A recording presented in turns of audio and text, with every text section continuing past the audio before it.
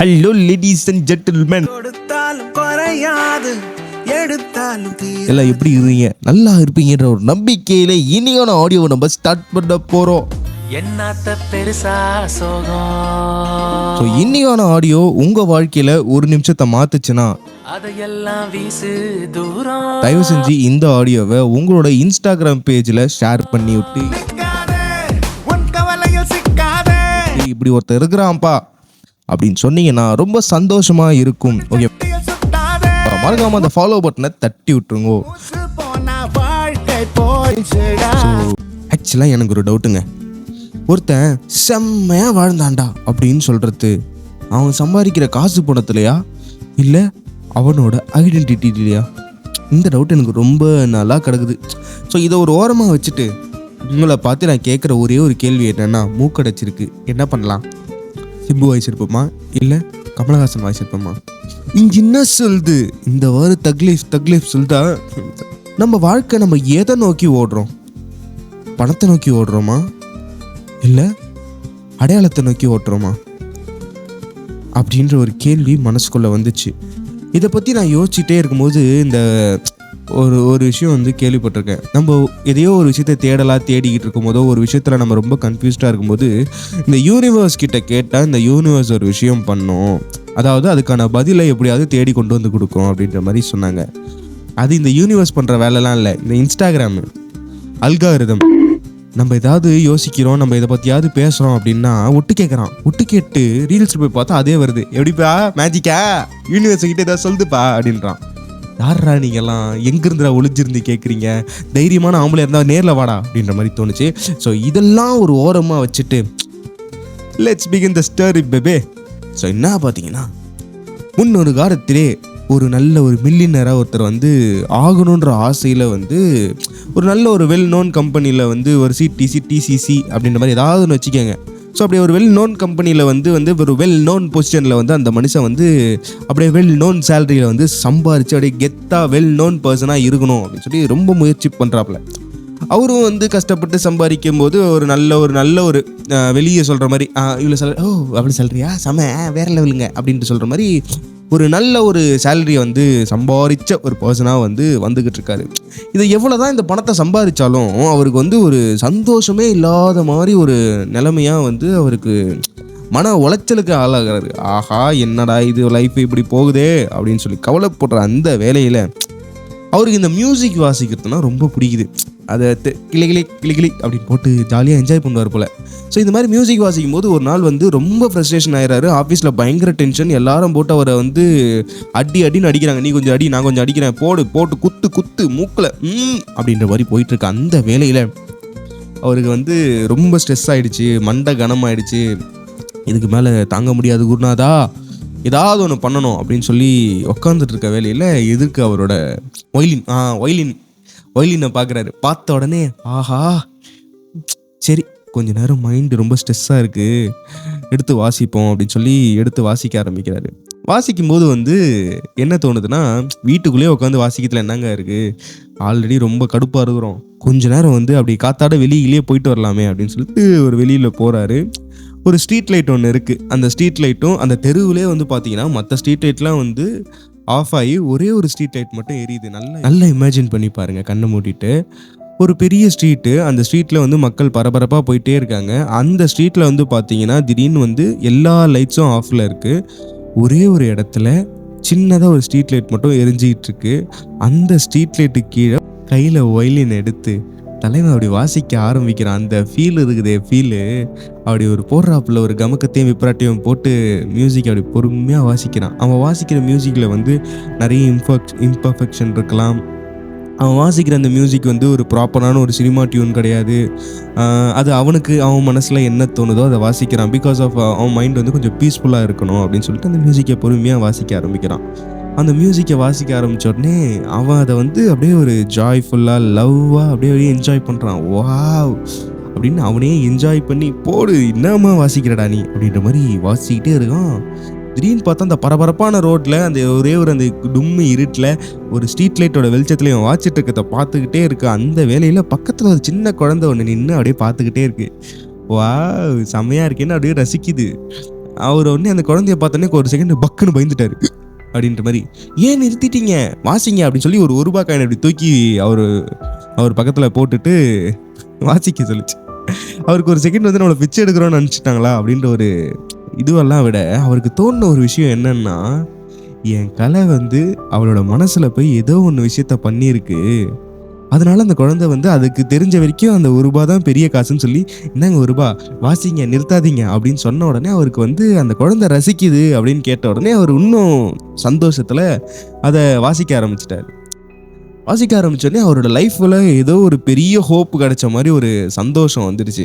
ஆஹா, இதுதான்டா இவ்வளோ நாளாக கிடைக்காம நான் ஏங்கிக்கிட்டு இருந்தேன் அப்படின்னு சொல்லி சந்தோஷப்பட்டு தினமும் அதே ஸ்ட்ரீட் லைட்டில் அதே இடத்துல போய் வாசிக்க ஆரம்பிக்கிறாரு. இது அப்படியே ஒரு கண்டினியூஸாக போக ஆரம்பிக்கும் போது ஒரு கட்டத்தில் அவர் வந்து புரியுது அவருக்கு, மியூசிஷியனாடா நான் அப்படின்னு சொல்லி முடிவு பண்ண அவர் பல லட்சம் கோடி சம்பாதிக்கக்கூடிய அந்த ஒரு இதுல வந்து ஜாபை குவிட் பண்ணுறாரு. அப்புறம் அந்த மியூசிக் பின்னாடி ஓட ஆரம்பிக்கிறாரு. அதுக்கப்புறம் அவரோட லைஃப்பை தேட ஆரம்பித்து அவரோட ஐடென்டிட்டியை உருவாக்க ட்ரை பண்ணுறாரு. ஸோ இந்த கதை வந்து கேட்கும்போது நமக்கு தெரிஞ்சிக்கிற ஒரு விஷயம் என்னன்னா, நம்ம ஒரு இடத்துல வந்து நம்மளை வந்து லூஸ் பண்ணுவோம். அப்படி லூஸ் பண்ணும்போது தான் நமக்கு தெரிய ஆரம்பிக்கும் நம்ம ஐடென்டிட்டி பின்னாடி ஓடுறோமா இல்லை காசு பின்னாடி ஓடுறோமான்ட்டு. ஸோ இன்னைக்கு நம்ம பேச போகிற அந்த முக்கியமான டாபிக் என்னன்னு பார்த்தீங்கன்னா வந்து, நம் வாழ்க்கை முழுக்க முழுக்க வந்து ஐடென்டிட்டியை நோக்கியே ஓட வேண்டுமா இல்லை காசை நோக்கியே ஓட வேண்டுமா அப்படின்ற ஒரு முக்கியமான டாபிக் பற்றி தான் நம்ம இன்னைக்கு பேச போகிறோம். ஒரு காலத்தில் எங்கள் மாமா வந்து என்னை பற்றி கேட்டாப்புல, எவ்வளோ சம்பாதிக்கிற அப்படின்ட்டு. நான் சொன்னேன், 2000 ரூபா கொடுக்குறாங்க, மாதம் 6000 ரூபா 5000 ரூபா கிட்ட கிடைக்கலாம் வாய்ப்பு இருக்குது அப்படின்ற மாதிரி சொன்னப்போ, வேறு ஏதாவது படிச்சிருக்கலாம்ல, ஆட்டோமொபைல் இன்ஜினியரிங் அப்படி இப்படி போயிருக்கலாம்ல, எதுக்கு இது என் இன்ட்ரெஸ்ட் இருந்தால் 1000 டாக்டர்கிட்ட நான் திரும்ப உன்னை விட்டுருப்பேன். நீ பாட்டுன்னு எங்கேயோ கோயம்புத்தூரில் போயிட்டு கஷ்டப்பட்டுனுக்கிற, அதுவும் 2000 3000 4000 அப்படின்ற மாதிரி அவர் சொல்லியிருந்தாப்புல. அதுக்கப்புறம் ஒரு சில வருடங்கள் கழித்து திருப்பி வந்து அவர் என்னை கூப்பிட்டு கேட்டப்போ வந்து அதே மாதிரி தான், எவ்வளோ சம்பாதிக்கிறேன்னு கேட்டாப்புல. அப்போ வந்து நான் வந்து 6000 ரூபா சம்பளத்தை பெருசாக நினச்சேன்னா, 6000 ரூபா 6000 ரூபாவா அப்படின்ற மாதிரி உடனே எப்போ இதுலேருந்து நிறைய காசு வரும் அப்படின்ற மாதிரி கேட்டாப்புல. அப்போ எனக்கு மனசு கஷ்டமாக தான் இருந்துச்சு. பட் எனக்கு ஒரு விஷயம் மட்டும் புரிஞ்சுது, பணத்துக்காக ஓடுறதுக்கும் ஐடென்டிட்டிக்காக ஓடுறதுக்கும் நிறைய வித்தியாசம் இருக்குது. ஒரு நாள் என் ஐடென்டிட்டி எனக்கு பணத்தை தேடி எடுத்துன்னு தரும் அப்படின்ற ஒரு நம்பிக்கை இருந்தது. ஸோ இன்னைக்கு நம்ம பார்க்க போகிற அந்த இன்ட்ரெஸ்டிங்கான வேறு லெவலான டாபிக் என்னன்னா, what will you choose, either the blue bill that is the money R the red bill that is your identity. So no the delay. அதுக்கு முன்னாடி நம்ம என்ன சேனலில் கேட்டுன்னு நீங்கள் வந்துட்டு இருப்பீங்க, நான் சொல்கிறேன் ஒரு வாட்டி கேட்டுக்கோங்க, நோட்ஸ் எடுத்துக்க. நீங்கள் கேட்டுக்கொண்டு இருப்பது உங்கள் அழகரி டாருங்கள் டாக்டர் ஹரிஹரன் ஸ்ரீ. ஸோ வாங்க ஆடியோக்குள்ள போலாம்.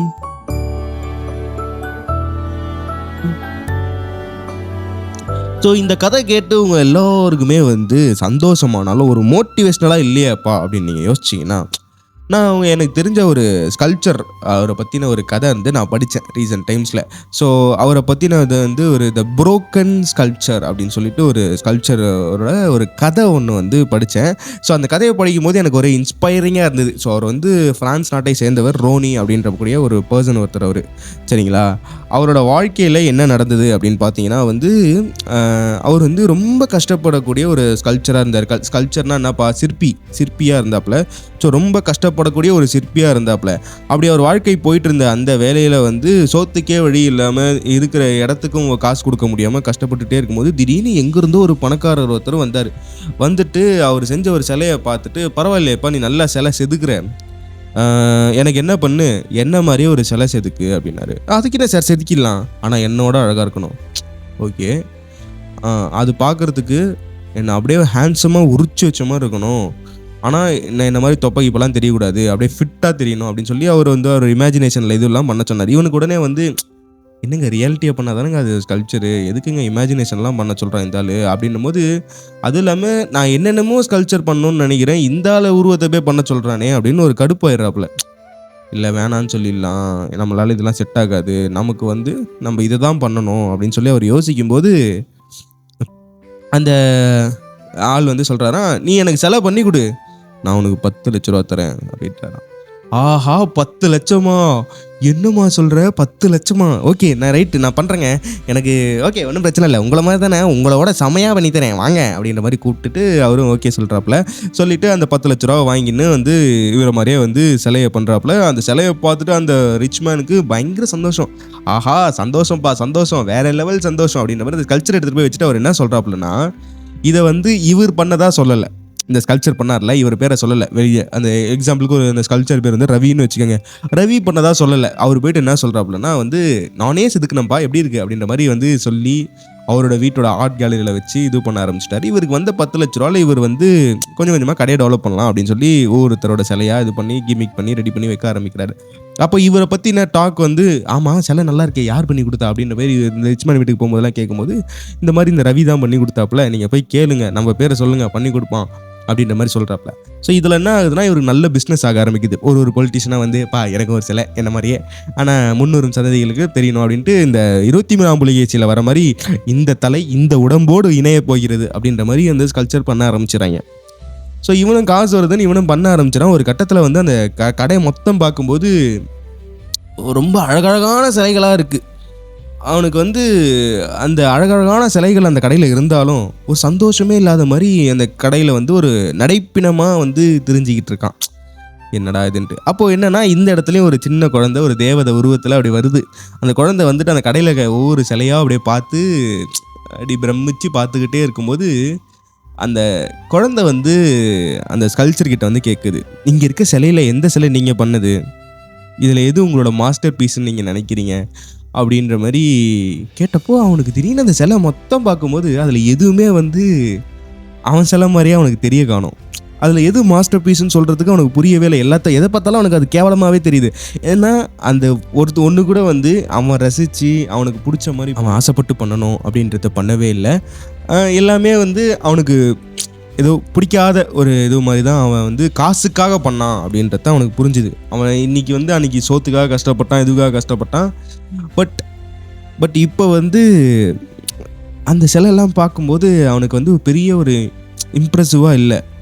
அப்படி நினச்சிக்கிட்டே அவன் வந்து திரும்பி பார்க்கும்போது ஒரு சிலை ஒன்று வந்து அவன் வந்து இந்த பணக்காரன் ஒருத்த பார்த்துட்டு ரசிச்சுட்டு போனான், அதனால தான் இவனை சிலை பண்ண சொன்னான்ல.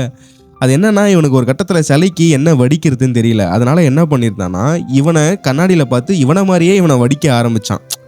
அதில் என்னென்னா ஒரு ஏழை ஒருத்தன் வந்து சிலையை வச்சு தான் உடம்பை தானே செதுக்கிற மாதிரி ரெடி பண்ணியிருப்பான். அந்த ரெடி பண்ணும்போது அந்த சிலை வந்து ஒரு சைடு உடஞ்சிருக்கும்.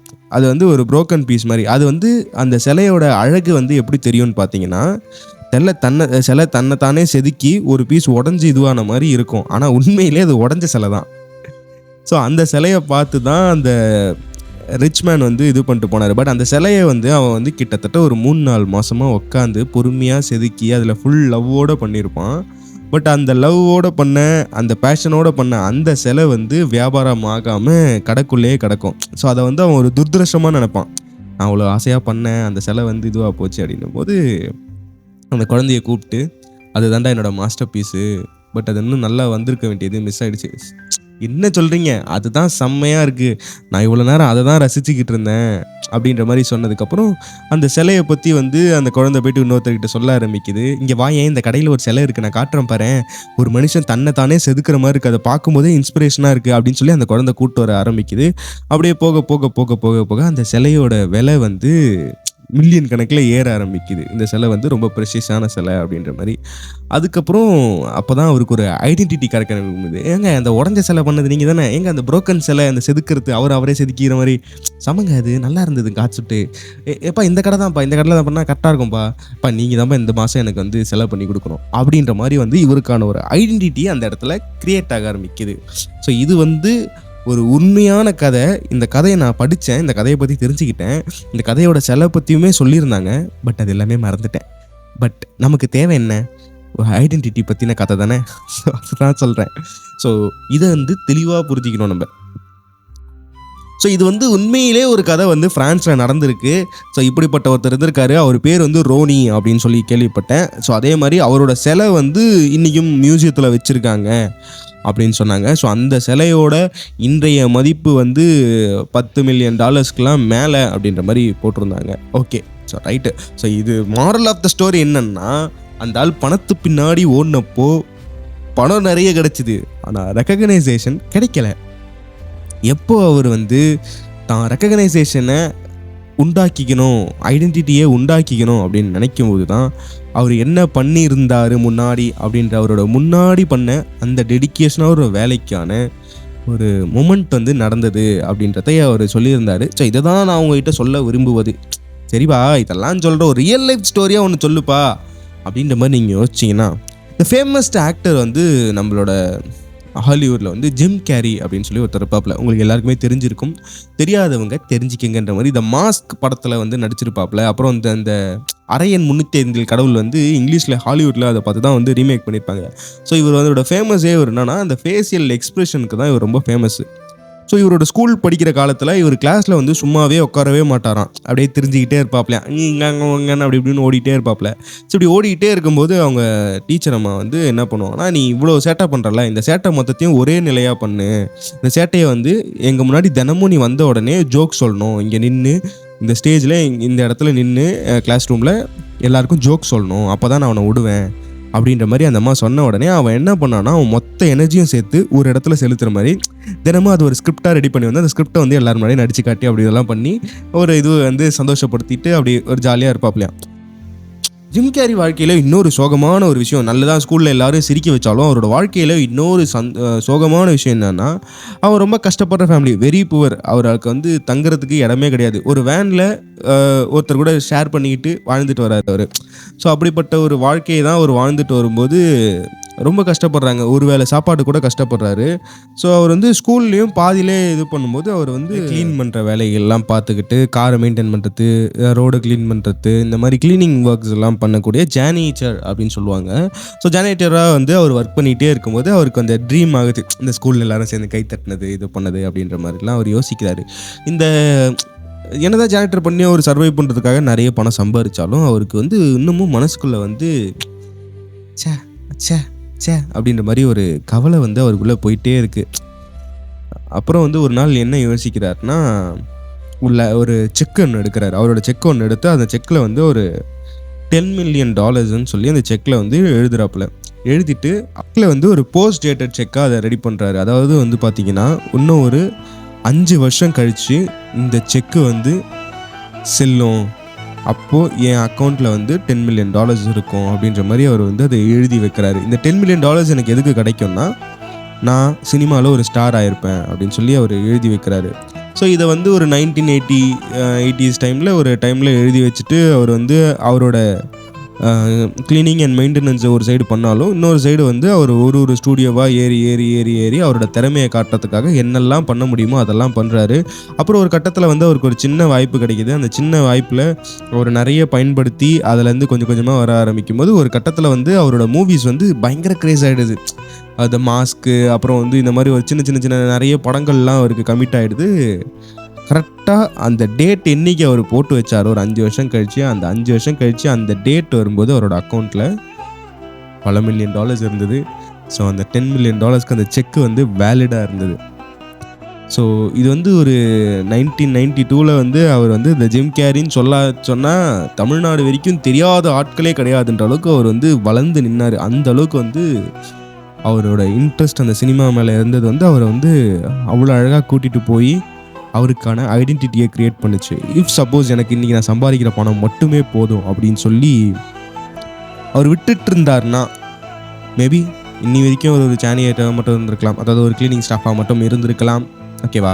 ஸோ இது கேட்கக்கூடிய பல பேர்கிட்ட நான் சொல்கிற ஒரு விஷயம் என்னென்னா, உனக்குள்ளே ஒரு வேலை இதான் இருக்காண்டா அப்படின்ற மாதிரி தான். ஸோ நீங்கள் வந்து உங்களோட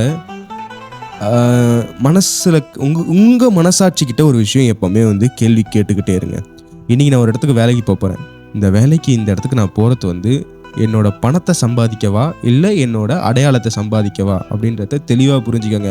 இஃப் சப்போஸ் நீங்கள் நல்ல பணத்தை சம்பாதிச்சாலும் அந்த பணத்தோட கடைசியில் வந்து உங்களுக்கான ஐடென்டிட்டி க்ரியேட் ஆகிருக்கும் அப்படின்னு பார்த்தீங்கன்னா கண்டிப்பாக கிடையாது. ஆனால் ஒரு நல்ல ஐடென்டிட்டியை சம்பாதிக்க ஆரம்பிச்சிங்கன்னா அந்த ஐடென்டிட்டி மூலமாக நீங்கள் எதிர்பார்க்குற பணங்களை உங்களால் ஈஸியாக சம்பாதிக்க முடியும். பிகாஸ் இந்த உலகத்தில் பணம் சம்பாதிக்கிறது ரொம்ப ரொம்ப ரொம்ப ரொம்ப ரொம்ப ஈஸி. ஆனால் ஒரு ஐடென்டிட்டியை க்ரியேட் பண்ணுறது ரொம்ப கஷ்டம். சதுரங்க வேட்டை படம் பார்த்துருக்கீங்களா? அதில் என்ன சொல்லுவாங்க, மணி இஸ் ஆல்வேஸ் அல்டிமேட்னு சொன்ன காந்தி பாபுவே அவன் பெரிய திருடன்னு தெரிஞ்சதுக்கு அப்புறம் தான் எல்லாருமே காந்தி பாபு மாதிரி மாறணும்னு ஆசைப்பட்டாங்க. அது காந்தி பாபு கிரியேட் பண்ண ஐடென்டிட்டி. ஓகே, அதனால புரிஞ்சுக்கங்க. நீங்கள் சப்போஸ் வந்து வாழ்க்கையில் ஜெயிக்கணும், வாழ்க்கையில் முன்னேறணும் அப்படின்னு நினச்சிங்கன்னா, நிறைய சம்பாதிக்கணும் அப்படின்னு யோசிக்காதீங்க. உங்களுக்கு நீங்கள் யாருன்றது இந்த உலகத்துக்கு ப்ரூவ் பண்ணணும் அப்படின்றத மட்டும் தெளிவாக மைண்டில் ஏற்றிக்கங்க. ஏன்னா நீ வேறு நாடு, நான் வேறு நாடு இல்லை, ஒரே நாடு இந்தியா. அதை மட்டும் ஞாபகம் வச்சுக்கோங்க. ஸோ இந்த 3 ஸ்டோரியிலையுமே நம்ம தெரிஞ்சிக்க வேண்டிய ஒரு முக்கியமான விஷயம் என்னென்னா, பணம் சம்பாதிக்கிறது இதில் யாருக்குமே வந்து சலிச்ச விஷயமே இல்லாத மாதிரி இருந்தது இல்லையா?